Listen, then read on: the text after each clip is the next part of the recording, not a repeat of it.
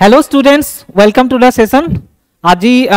keba dini ho gol last amar question khini discuss kora kintu mo olop kamot bahut beshi busy asilu hetu karone next question khini discuss koriba pana asilu kintu ekidinot ami ei gute khini question discuss korilom thik ase polity question khini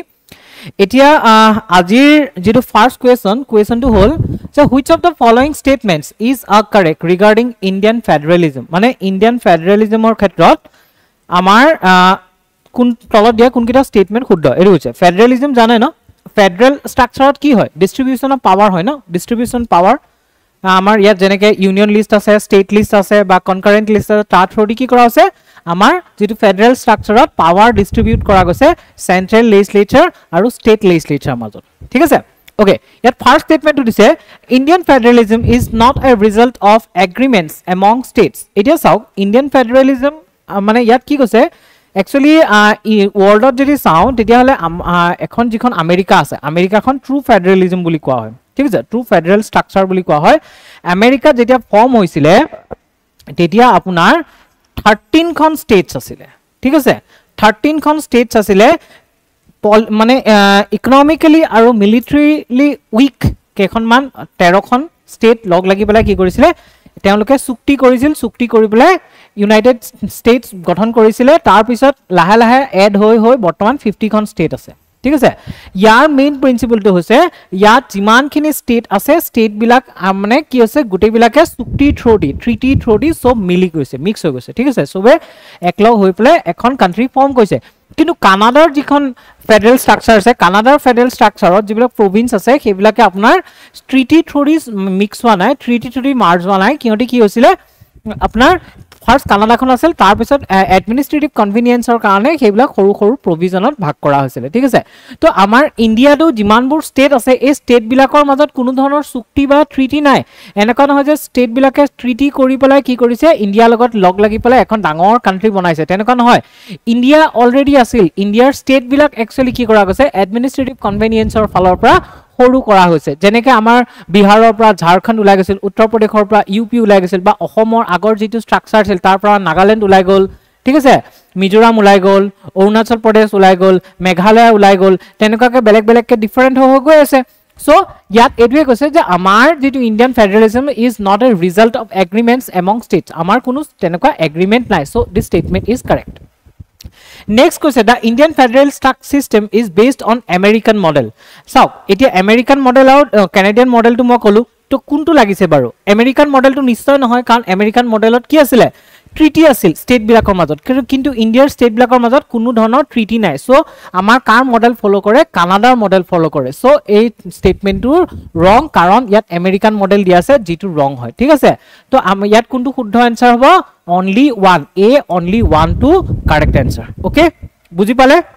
Actually আমাৰ India কি বুলি কোৱা হয় quasi federal বুলি কোৱা হয় কিয় quasi federal বুলি কোৱা হয় কাৰণ আমাৰ যদিও ফেডাৰেল স্ট্ৰাকচাৰ হয় ইয়াত মানে আমেৰিকাৰ নিচিনা ৰিজিড ফেডাৰেল স্ট্ৰাকচাৰ নাই আৰু ইমাৰ্জেন্সি টাইমত কি হৈ যায় এটো ইউনিটাৰী নেচাৰ বা ইউনিটাৰী বায়াসড হৈ যায় আৰু ইয়াত ক'ব পাৰি যে যেহেতু আমেৰিকাৰ নিচিনা এটা ট্ৰু ফেডাৰেল স্ট্ৰাকচাৰ নাই সো ইয়াক কি বুলি কোৱা হয় কোয়াসি ফেডাৰেল বুলি কোৱা হয় আৰু এই ফেডাৰেল যেটো ওয়াৰ্ড আছে হেতু কিন্তু কনস্টিটিউশনৰ কোটো মেনশন কৰা নাই কনস্টিটিউশনৰ ইউনিয়ন অফ ইন্ডিয়া বুলিহে মেনশন কৰা আছে Okay, next question, which of the following statements is correct regarding article 14 of the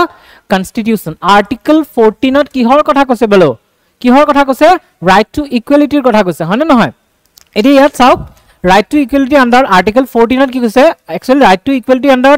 article 14 or article 18 lage pore kintu specially 14 ot kihor kotha kose equality before law kotha kose thik ase equality before law and equal protection of laws ei duitar kotha kose article 14 ot etia yat ki dise first statement to je equality before law is derived from British law and implies that no individual is above the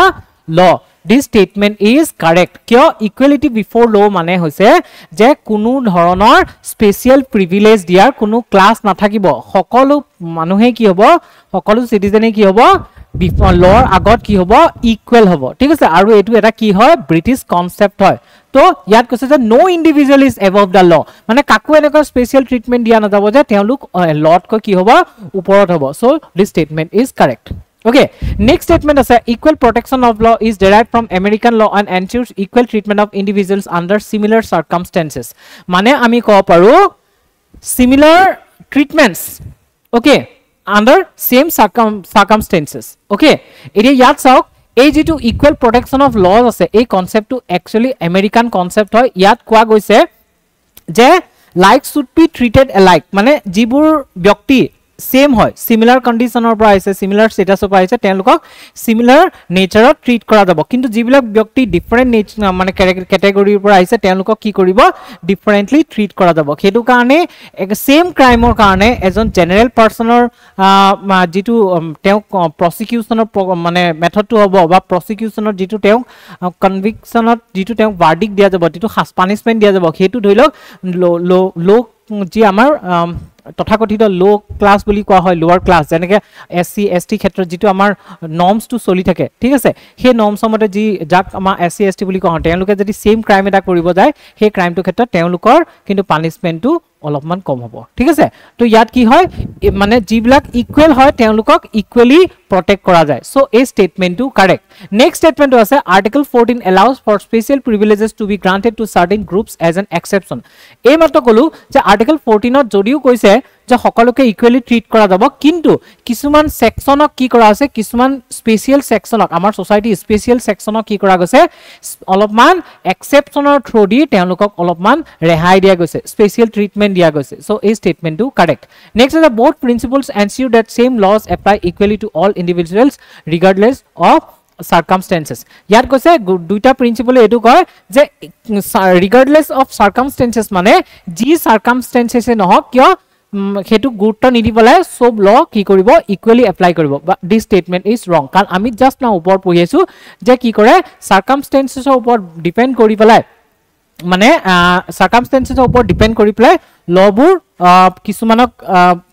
অলপমান change হয়, ঠিক আছে, যেনেকৈ আমাৰ ইন্ডিভিজুৱেলৰ ওপৰত লৈ পেলাই change হয়। সো ইয়াত কি হয় এই স্টেটমেন্টটো ৰং। এতিয়া আমাৰ চাব লাগিব 1 2 3 এই তিনটা স্টেটমেন্ট হে কারেক্ট, তো आंसर ইজ বি অনলি, ঠিক আছে, answer is B only, correct হৈছে आंसर ইজ বি অনলি। ইয়াত এক্সপ্লেনেশন খিনি দিয়া আছে, আপোনালোকে এবাৰ নিজে ভিডিওটো পজ কৰি পেলাই read kori lok karon ma already bujai disu, so moi dubar nokoru aru. Next is which of the following statement is correct regarding rule of law. Rule of law a concept to actually British concept hoy, British jurist A.V. Dicey a concept to disile rule of law. The rule of law to article 14 under te hai aru rule of law main principle to hoise eta kotha mon koibo rule of law to amar basic structure of part hoy, thik ase, basic structure of part hoy jetu change koribo nwari. So rule of law under koise first statement the absence of arbitrary power is a principle of rule of law, mane ki hoise je ejon Indian mane judicial system ঠিক আছে এজন পারসনক যদি কিবা এটা সেই ক্রাইমটো লগত related ল আছে সেই ল আন্ডারহে কি কৰিব পাৰিব পানিশমেন্ট দিব পাৰিব। যদি তেনেকুৱা ধৰণৰ কোনো ল নাই তেতিয়া হলে সেই ব্যক্তিজনক আৰবিট্ৰেৰিলি কোনো ধৰণৰ পানিশমেন্ট দিব নোৱাৰিব, এবসেন্স অফ আৰবিট্ৰেৰি পাৱাৰ, ঠিক আছে, এই স্টেটমেন্টটো কারেক্ট। নেক্সট আছে equality before the law is a principle of rule of law and is applicable to Indian system. Yes, rule of লর আন্ডারত আপনার ইকুয়ালিটি বিফোর দ্য ল পড়ে, ডাইরেক্ট আপনার যি লক্ষ্মীকান্ত ফান্ডামেন্টাল রাইটসর যেটো আপনার 14 আর্টিকেল 14 পার্ট আছে তাত ডাইরেক্ট মেনশন করা আছে যে ইকুয়ালিটি বিফোর দ্য ল কি হয় রুল অফ লর এটা পার্ট হয় আর এটো আমার ইন্ডিয়ান সিস্টেমত অ্যাপ্লিকেবল হয়, সো এই স্টেটমেন্টটো কারেক্ট। নেক্সট আছে the Indian system adheres to the principle of equality before the law which is a fundamental aspect of rule of law, ঠিক আছে, সেম স্টেটমেন্টটো রিপিট কৰা নাই না বাৰু। সো এটো কৈছে ইন্ডিয়ান সিস্টেম কিহৰ লগত অ্যাডহেৰ কৰে কিহৰ মানি চলে equality before the law, ঠিক আছে, সো এই স্টেটমেন্টটো কারেক্ট। ইয়াত গুটেই কিটা স্টেটমেন্ট কি হ'ব কারেক্ট, তো आंसर ইজ 1 2 3, ঠিক আছে। ইয়াত আমি describe করা আছে এখানে আপোনালোকে এবাৰ পজ কৰি চাই লব। নেক্সট আছে which of the following statement is are correct regarding article 31C of the Indian Constitution. Article 31A 31B আৰু 31C to চাই লব, কাৰণ যেটো article 31 আছিল হেতু কিহৰ লগত ৰিলেটেড আছিল আপোনাৰ মানে ৰাইট টু প্ৰপাৰ্টি লগত ৰিলেটেড আছিল আমাৰ 1978 ত 44th কনস্টিটিউশন এমেন্ডমেন্টৰ থ্ৰু দি যি আমাৰ আৰ্টিকেল 19F আছিল আৰু 31 আছিল, এই দুইটাকে ৰিপ্লেস কৰি দিয়া গৈছে, কিন্তু 31A 31B আৰু 31C থাকি গৈছে। এতিয়া 31C টুত কি কৰা গৈছিল একচুয়ালি যেহেতু আমাৰ ইয়াত 31C কৰা গৈছে আমি 31C টু কনসিডাৰ কৰো। 31C ত কোৱা গৈছিল